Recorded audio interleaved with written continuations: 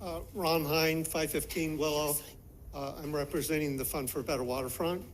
Despite FBW's 34-year history advocating for Hoboken's waterfront and direct experience with the design team responsible for the South Waterfront, we were not consulted. One of the great sculpture parks of the world is at Storm King in upstate New York. In placing outdoor artworks, they work closely with landscape architects to identify the appropriate placement for each sculpture. Michael van Valkenburg, a noted landscape architect who designed Pier C Park, would have been one of the first people to talk to, but that was not done. I've shared the PDF that was available to us 2 weeks ago with a number of people to get their feedback, and I want to share some of what I heard. And what I'm going to be reading to you is representative of the feedback that we got. Quote, "My main objection is placement. I walk along the waterfront daily. The natural beauty of the river and unobstructed views are priceless. The proposed sculpture is large, arches over heads, and includes reflective glass.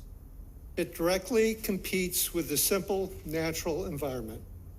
I walk out over the pier to be closer to the river, not to stand under a shiny, distracting structure."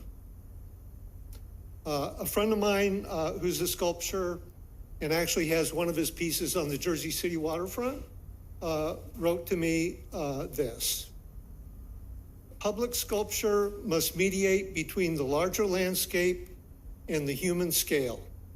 If you can imagine a person on the pier under the sculpture, they would feel diminished and insignificant." A Hoboken resident who formerly worked at the Whitney Museum replied in an email, "It takes the eye away from what actually matters here.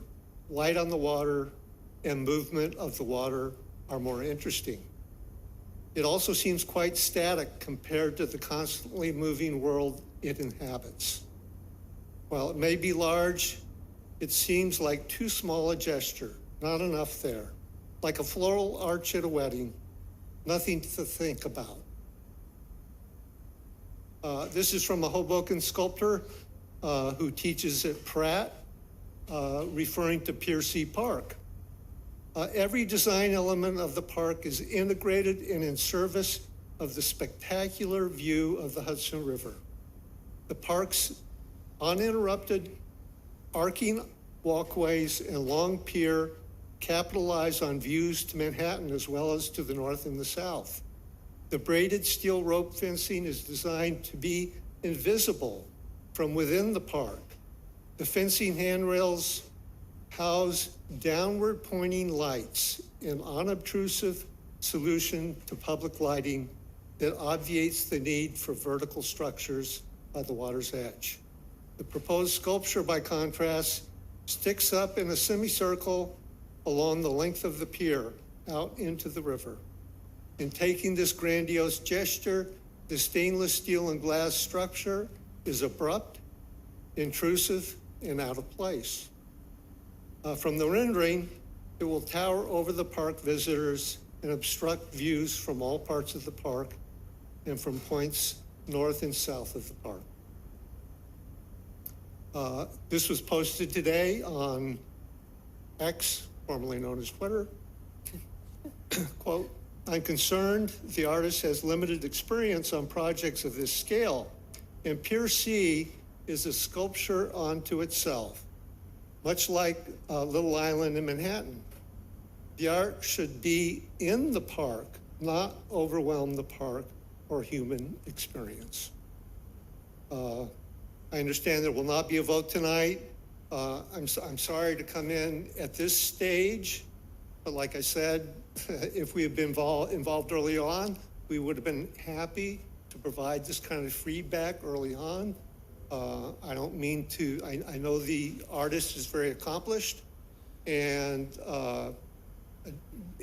But basically what people have been saying is that this is not the right place for a piece like this. Maybe in Storm King, that would be the proper setting. It's a 500-acre setting.